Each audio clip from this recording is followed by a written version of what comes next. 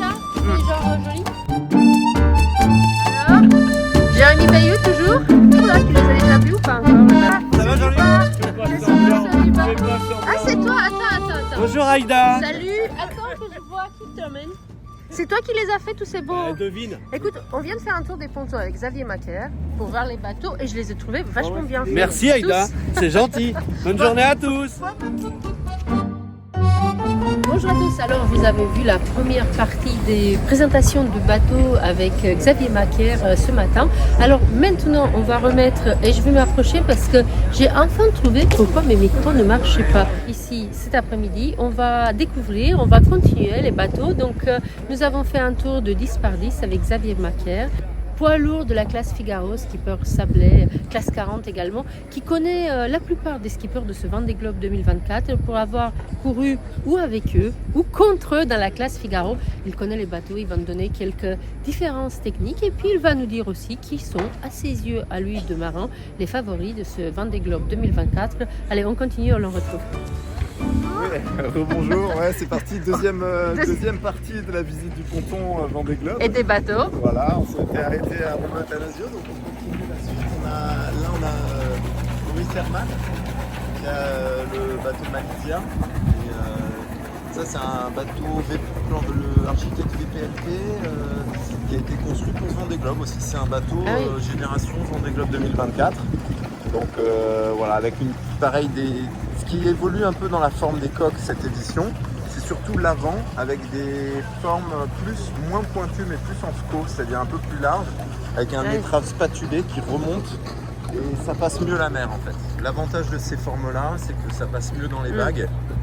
Au lieu de venir buter dans chaque vague, à chaque fois que le bateau redescend de son foil, il va avoir tendance à remonter, à redécoller et à moins s'arrêter à chaque vague. Oh, mais quelle chance nous avons de faire cette visite avec toi, parce que quelle chance nous avons de faire cette visite avec toi, parce que ces détails-là, il n'y a qu'un œil de marin qui a déjà fait du foil, qui est capable de... Si tu mets là, on voit que l'avant, l'étrave, elle décolle beaucoup. Ouais. Donc c'est ce qu'on appelle une forme spatulée et une étrave en secours. Et c'est des formes qui vont... Et ça, c'est un bateau qui a montré notamment sur l'Ocean Race. Ils ont participé à l'Ocean Race. Il avait des très très bonnes performances dans les mers du Sud, dans les océans les plus difficiles. Et Boris, il a été très performant aussi sur les deux transats cette année, 2024. La CIC Lorient-New York et la New York-Vendée, où il a fait terminer deuxième des deux transats. Et à chaque fois, il a mis un peu en difficulté le premier. Donc troisième favori? On le met dans les outsiders plus. Moi je le classe comme ça, outsider plus. Outsider mais plus. On pourrait presque le mettre dans les favoris. Guirec Soudé, c'est un grand aventurier qui a fait des trucs incroyables. Il a fait l'Atlantique à la rame, aller-retour sans s'arrêter. Il a vécu pendant 2-3 ans sur son voilier avec une poule à bord. Enfin bon, voilà, super. Ah oui, c'est lui qu'on a dans l'interview hier au moment de son arrivée à bord. Je savais pas, j'avais vu des vidéos avec la poule, je savais pas que c'était lui. Et là, il se lance dans une aventure un peu plus conventionnelle, on va dire. Parce que là, il était dans des aventures un peu hors normes. Et là, sur le Vendée Globe, c'est une aventure un peu plus conventionnelle et c'est plus une compétition. Ça reste une aventure, le Vendée Globe. Mais aujourd'hui, quand le Vendée Globe a été créé, c'était vraiment qu'une aventure. C'était des marins passionnés qui disaient on va faire le challenge, je vais faire le tour du monde.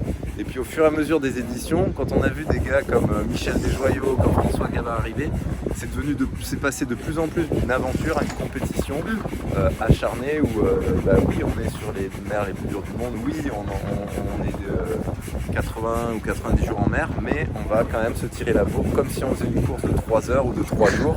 Et c'est vraiment la transformation du Vendée Globe qui s'est faite sur les 3-4e éditions. Il y a eu beaucoup d'évolution dans ce sens. Ouais, puis je suis curieuse de la dernière fois, c'était 80 jours, je crois, le premier. Ouais. Là, avec tous ces bateaux de dernière génération, on va peut-être gagner quelques jours. Le record à 74 jours en 2016, 78 jours en 2020. Voilà, on peut gagner encore quelques jours. C'est déjà incroyable parce que quand on imagine que le trophée Jules Verne, quand il a été créé dans les années 80-90, le but c'était de faire le tour du monde en moins de 80 jours en multicoque, en équipage sur des très grands multicoques. Aujourd'hui, on arrive à faire mieux en solitaire sur des monocoques limitées à 18 mètres. Donc c'est que les bateaux ont énormément évolué, la technique, la technologie, la capacité des marins, la météo, tout a énormément évolué. Le premier tour du monde, tu te rappelles, Robin Lock Johnson, il y a 50 ans, il a mis, je sais plus, 9 mois, je sais pas, 300 jours. Non, je sais on plus. est passé devant VMB, donc... Qui est arrivé ce matin. Qui est arrivé ce matin au coucher de lune, ouais. Maxime Sorel qui a un beau bateau aussi de dernière génération, et qui va essayer de jouer aux avant-postes. Ouais. Bon, tu sais, moi, donc je suis là dans les deux. C'est notre boat captain de la Micaline, de notre skipper préféré. qui a enfin des copains autour maintenant. Alors, Schwablock, donc c'est un. Le Hongrois, ouais, c'est le skipper hongrois. New Europe, donc avec Nandorfa, on a l'habitude de Hongrois sur la course. Donc, bon, voilà. C'est un peu la fibre du. Ouais, c'est ça. Des globes, parce que Nandorfa, c'était le spécialiste, la Micaline, Arnaud Boissière. Qu'on ne présente plus, cinquième participation, et puis le régional des... participation. Je crois que lui, ce qu'il vise vraiment, c'est d'établir un record de participation. Il est pas loin parce qu'il est juste derrière Jean Lecam. Je crois que le plus, c'est Jean Lecam, 6. Ouais, mais ils sont à égalité sur les Vendée Globes terminés. Ils ont tous les deux terminé 4 Vendée Globes. C'est vrai ? Exact. Et donc là, ils sont tous les deux là pour terminer leur 5e Vendée Globe, quoi. C'est extraordinaire, faire 5 participations au Vendée Globe. Et puis, et donc Arnaud, il a un chouette bateau aussi. C'était le bateau Banque Populaire en 2016, en 2012 qui avait fini 2e avec Armel Leclerc. Et puis c'était le bateau Maître Coq ensuite qui avait fini 3e en 2016. Ah oui, d'accord. Ouais. Il a été bien refait avec des foils un peu modernisés, plus grands, plus puissants. Et puis malgré les participations au Vendée Globe, faut dire un truc, c'est qu'Arnaud Boissière reste le même marin sympa, gars sympa, accessible. Alors qu'il faut se dire qu'il a quand même, il les a fait tous et il les a tous finis. Bon, notre capitaine du port. Notre capitaine. Holcim, c'est le bateau de Perbet. Nico Lulven. Donc ce super bateau aussi, pareil, le bateau de dernière génération, fabriqué en vue de ce Vendée Globe. Et qui a un cockpit fermé aussi. Ouais, très fermé.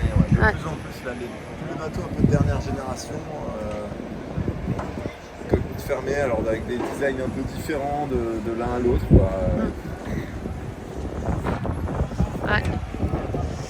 Perbet qui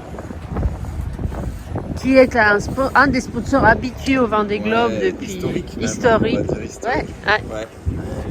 Maintenant il s'est transformé en Holcim. Ouais. Là, le bateau d'Éric Bellion, alors lui, la particularité, c'est que c'est un bateau moderne, fait de dernière génération, fait pour le Vendée Globe 2024, mais sans foil celui-là. Donc avec Jean Lecam, ils ont tous les deux pris le pari de faire des bateaux à dérive et en SCO, donc très large devant, très puissant. Ils vont plus miser sur la puissance de carène que sur la puissance des foils pour être rapide. Mais c'est joli, ça doit être joli dans une vague. Ouais. Tu vas avec une carène large comme ça. Ouais, c'est très, très puissant comme bateau, mais c'est très dur à la navigation parce que la coque est large à l'avant et ça fend pas tape. À l'air, quoi. Ça amortit pas du tout. Donc ça tape. Je le sais pour avoir un classe 40 qui a ces formes-là un peu. Quand on remonte face aux vagues, les chocs sont vraiment violents et pour le matériel et pour le bonhomme à bord du bateau, ça peut être difficile comme condition de navigation à bord du bateau. Et c'est pour ça qu'en fait, tout leur entraînement sportif, c'est pas juste pour les voiles et tout ça, c'est aussi, ça aide peut-être aussi à amortir mieux, d'avoir la question de blonde par excellence. Tu parles du foil Non, est-ce que lorsque tu pars sur une course, la préparation physique, vous vous entraînez toujours beaucoup avant. Moi, j'ai toujours pensé que c'était pour les voiles. Mais en fait, est-ce que c'est d'être plus musclé, ça aide peut-être aussi à amortir les chocs? Bien sûr. En fait, surtout, on n'a pas besoin d'être très entraîné physiquement pour être performant, pour gagner les courses. On a besoin surtout pour pas se blesser, donc faire du gainage, faire de l'entretien du cardio. Aussi, ce qui est difficile dans notre sport, c'est qu'on va devoir faire une manœuvre qui est physique, très intense, à froid, parce que souvent la manœuvre, Elle c'est attend tout d'un pas, coup, tout ouais. de suite, elle attend pas. On n'a pas le temps d'aller Ouais. s'échauffer à la salle de sport et ensuite de revenir sur le bateau pour... non, donc il faut faire une manœuvre directement. Parfois, on est en train de dormir, c'est en pleine nuit. Donc pour ça, il faut être préparé physiquement à pas se blesser. Donc du gainage, du cardio, enfin vraiment, ouais. C'est ça qui est un peu difficile. Donc massif, bateau de Charlie Dalin. Donc là, Arrivé ce matin voilà, on arrive aussi. sur un des autres favoris, donc Ah. on parlait, sur un de nos favoris. Ouais, donc là, super bateau qui a gagné la Transat New York-Vendée, qui a fini premier de la New York-Vendée, qui a été longtemps en tête de la CIC Lorient-New York, mais finalement qui ne gagne pas. Mais ouais, non, très bon, et qui a fini deuxième du dernier Vendée Globe, on se rappelle, sur Apivia, Charlie Dalin. C'est un nouveau bateau, Donc, un peu plus moderne. Très bon, Et très donc bon. troisième des favoris. Troisième des favoris. De, tes Voilà, favoris, exactement. de ceux Ouais. que tu mets dans les Ouais. favoris. Exact. Donc on n'est pas... Ouais. Ouais, on avait Thomas, Jérémy, Charlie, Charlie troisième. Yannick Bestaven, Maître Coq. Donc Yannick Bestaven qui a gagné le dernier Vendée Globe. Ouais. Voilà. Il a fait un peu la surprise, dernier Vendée Globe, parce qu'il ne faisait pas partie des favoris. Ouais. Et il a créé un peu la surprise. Moi, je dois dire que j'avais été surpris du rythme qu'il arrivait à tenir dans les mers du Sud. Quand je suivais les bateaux sur la cartographie, je voyais les vitesses moyennes. Et il y avait certains bateaux qui avaient du mal à tenir des vitesses de 20 nœuds. Il y avait quelques bateaux comme Charlie Dalin, Yannick Bestaven, Louis Burton, qui eux arrivaient à tenir des vitesses moyennes à 20, 22, 24 nœuds. Et là, je me dis, ouais, ceux-là, c'est les skippers qui mettent de la toile, qui sont engagés, qui naviguent de manière un petit peu engagée à l'attaque en fait. Et donc c'est comme ça qu'il avait réussi à, je pense, créer la surprise et gagner le Vendée Globe. Est-ce qu'on fait une pause là? On refait une Ouais, petite pause? carrément, Allez, carrément, ouais. entre Yannick Bestaven et Sam Davies, on Ouais. fait deuxième pause. Donc on se retrouve dans 2 heures, le temps que je mette en ligne, Ouais. pour la suite de notre tour de ponton avec Xavier. Super.